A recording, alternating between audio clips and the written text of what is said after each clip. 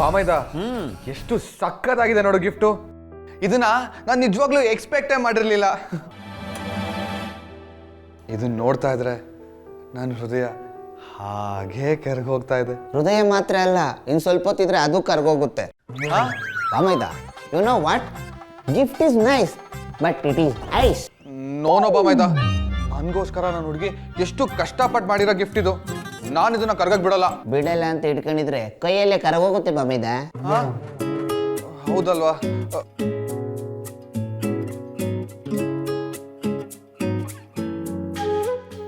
ಏನ್ ಮಾಡ್ದೆ ಬಾಮೈದ? ಎಷ್ಟೊತ್ತು ಅಂತ ಗಿಫ್ಟ್ನ ಈ ಬಾಕ್ಸ್ ಅಲ್ಲೇ ಇಡೋದು? ನನ್ನನ್ನು ಕೇಳ್ಬೇಡ, ಈ ಐಸ್ ಇಡೋ ಕೆಲಸದಿಂದ ನಾವು ಸ್ವಲ್ಪ ದೂರ. ಅದೇ ಕರೆಕ್ಟ್. ಹಲೋ ಸತ್ಯ. ಸತ್ಯನ್ ಯಾಕೋ ಫೋನ್ ಮಾಡಿದೆ?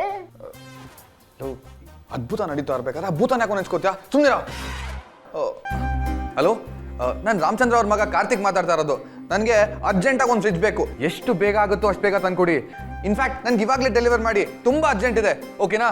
Thank you so much. Satya home ಅಪ್ಲೈನ್ಸ್ಗೆ ಕಾಲ್ ಮಾಡಿದ್ದು. ಬಾಮೈದ, ಈ ಲವ್ ಜನರನ್ನ ಯಾವ ಲೆವೆಲ್ಗೆ ಹಾಳು ಮಾಡುತ್ತೆ ಅಂತ ಇವತ್ತೇ ಗೊತ್ತಾಗಿದ್ದು. ಐಸ್ ಕ್ರೀಮ್ ಕೊಡ್ಸೋ ಲವರ್ನ ನೋಡಿದ್ದೀನಿ, ಆದ್ರೆ ಐಸ್ ಕರಗಬಾರ್ದು ಅಂತ ಫ್ರಿಜ್ ತಗೊಳ್ಳೋ ಲವರ್ನ ಈಗಲೇ ನೋಡಿದ್ದು. ಎನಿವೇ ಬಾಮೈದ, all the best for your ice love story. ಗಟ್ಟಿಯಾಗಿರ್ಲಿ ಐಸ್ ತರನಿ. ಬರ್ಲಾ ಬಾಮೈದ? ಎಲ್ಲೋಗ್ತಾ ಇದೆಯಾ ಬಾಮೈದ? ಫ್ರಿಜ್ ಬಂದ್ರೆ ನೀನೇ ಇಳಿಸ್ಬೇಕು. ನಾನು ಕೂಲಿ ಕಾರ್ಮಿಕ ಮಾಡ್ಕೊಂಡಿದ್ಯಲ್ಲ.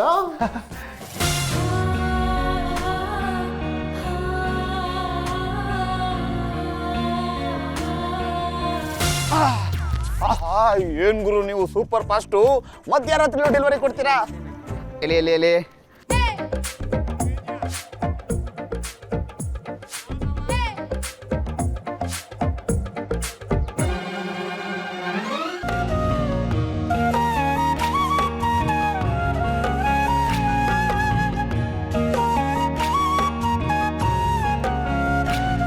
ಇವಾಗ ಏನಂತೀಯ ಬಾಮೈದ?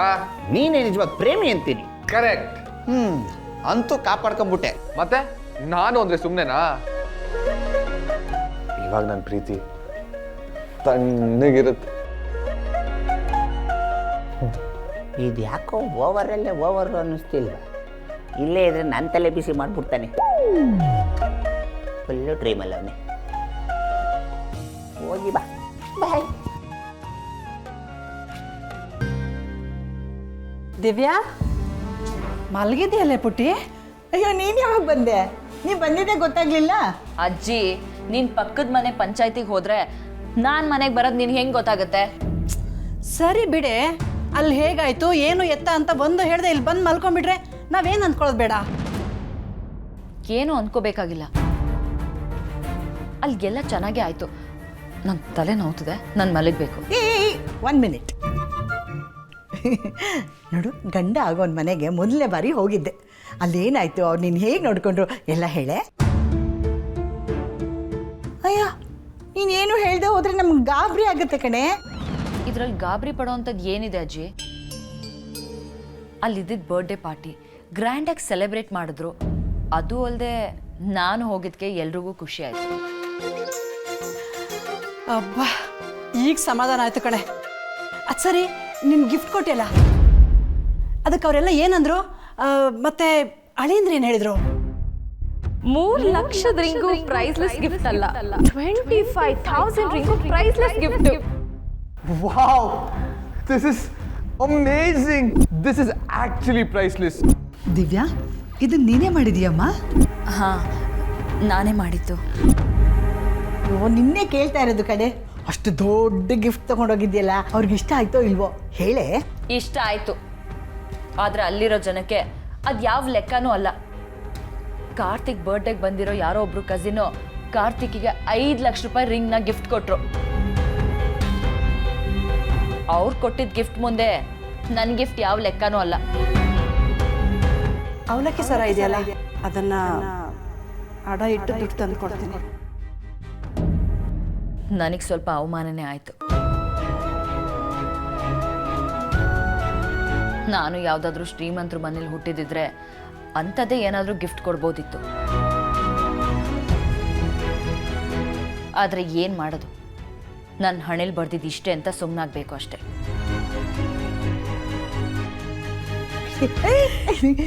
ಸತ್ಯ ಮಾಡ್ಕೊಟ್ಟಿಲ್ಲಲ್ಲ ಗಿಫ್ಟು, ಇಷ್ಟ ಆಯ್ತಾ? ಅಜ್ಜಿ ಸ್ವಲ್ಪ ಸುಮ್ಮನೆ ಇರ್ತೀಯಾ? ಎಲ್ಲ ದರಿದ್ರ ಡಬ್ಬದಿಂದಾನೇ ನನಗೆ ಅವಮಾನ ಆಗಿದ್ದು.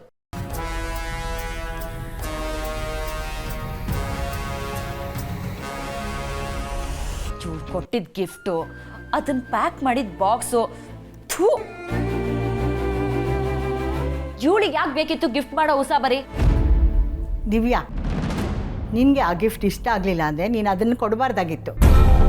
ನಿನಗೋಸ್ಕರ ಕಷ್ಟಪಟ್ಟು ಮಾಡಿಕೊಟ್ಟಿದ್ದಾಳೆ, ಅವಳನ್ನೇ ಹಂಗ್ಸ್ ಮಾತಾಡ್ತೀಯಾ? ಹೌದೌದು, ನನಗಾಗಿದ್ದ ಅವಮಾನಕ್ಕಿಂತ ಇವಳಿಗೆ ಎಲ್ಲಿ ಬೇಜಾರಾಗ್ಬಿಡುತ್ತೆ ಅನ್ನೋದೇ ನಿನ್ಗೆ ದೊಡ್ಡ ವಿಷಯ ಅಲ್ವಾ? ನನಗೆ ಅವಮಾನ ಆಗ್ಲಿ ಅಂತಾನೆ ನಾನು ಹೊರಡ್ಬೇಕಿದ್ರೆ ಬೇಡ ಬೇಡ ಅಂದ್ರು ಆ ಡಬ್ಬನ ತಂದು ನನ್ನ ಕೈಲಿಟ್ಟಿದ್ದು. ಇವಳಿಂದಾಗಿ ನಾನಲ್ಲಿ ಎಂತ ಮಾತು ಕೇಳಿದೆ ಗೊತ್ತಾ ನಿನಗೆ? ಅದು ಮಾತ್ರ ಪರವಾಗಿಲ್ಲ ಅಲ್ವಾ? ಅದು ನಾನು ಮಾತ್ರ ಇವಳಿಗೇನೂ ಅನ್ಬಾರ್ದು. ಇವಳಿಂದ ನನ್ನ ಜೀವನ ಹಾಳಾಗುತ್ತೆ ಅಂದ್ರು ನೀವು ಮಾತ್ರ ಇವಳನ್ನೇ ವಹಿಸ್ಕೊಂಡು ಮಾತಾಡಿ, ಓಕೆನಾ? ಎಲ್ಲ ಮರ್ತು ನೆಮ್ಮದಿಯಾಗಿ ಮಲಗಿದ್ದೆ, ಈ ಮನೇಲಿ ನೆಮ್ಮದಿಯಾಗಿ ಮಲ್ಗಂಗೂ ಇಲ್ಲ. ಏನಾದರೂ ಮಾಡ್ಕೊಳ್ಳಿ. ನೋಡಿದ್ರ ಅತ್ತೆ, ಇವಳು ಸುಮ್ಮನಿರದೆ ಮಾಡೋ ಎಡವಟ್ಟುಗಳು ಒಂದ ಎರಡ? ಸತ್ಯ, ಕೊನೆ ಸಾರಿ ಹೇಳ್ತಾ ಇದ್ದೀನಿ, ಇನ್ ಮುಂದೆ ದಿವ್ಯಾ ಮದ್ವೆ ವಿಚಾರದಲ್ಲಾಗ್ಲಿ, ಅವಳು ಮದ್ವೆ ಹೋಗ್ತಿರೋರ್ ಮನೆಯವ್ರ ವಿಚಾರದಲ್ಲಾಗ್ಲಿ ತಲೆ ಹಾಕೂಡ್ದು. ಮದ್ವೆ ವಿಚಾರದಿಂದ ದೂರನೇ ಇದ್ಬಿಡು. ನಾವು ನೆಮ್ಮದಿಯಾಗಿರ್ತೀವಿ.